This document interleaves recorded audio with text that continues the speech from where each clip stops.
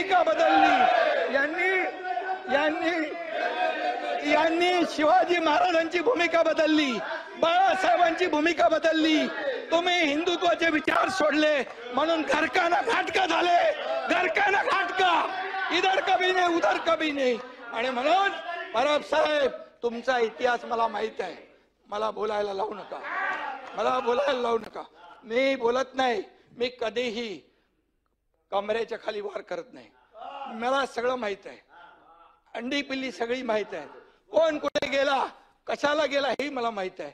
हा एकनाथ शिंदे ज्यांनी केलं खुले आम केलं, खुले आम.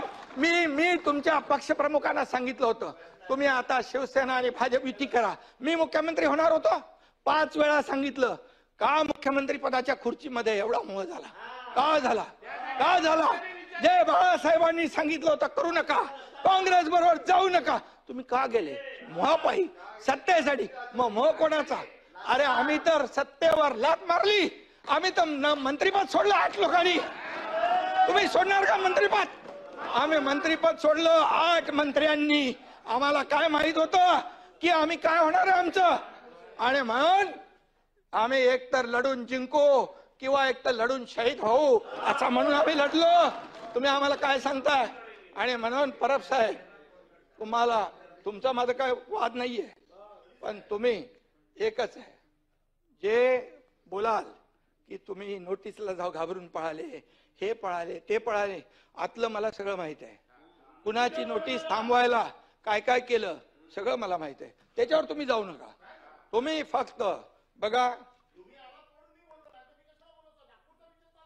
मी तुम्हाला काय म्हणालो नाही, सभागृहामध्ये तुम्ही देखील काहीतरी बोलला होता असं मी बोललो. काय? कशावर? छळ छळ छळ छळ झाला. तर तुम्ही इथं बोलले होते ना, बसून बोलू नका. संभाजीराजे, संभाजीराजे, मी काँग्रेस प्रदेशाध्यक्ष आणि देवेंद्र फडणवीसांच्या बद्दल बोललो की त्यांनी म्हणाले की औरंगजेबासारखा क्रूर प्रशासक मुख्यमंत्री आहेत. मी त्याच्यावर सुरू केलं ते, म्हणजे मी बोललो त्यांचे काय डोळे काढले, त्यांची काय जीभ छाटली, त्यांची काय नख उपटली, त्यांची काय कातडी सोडली?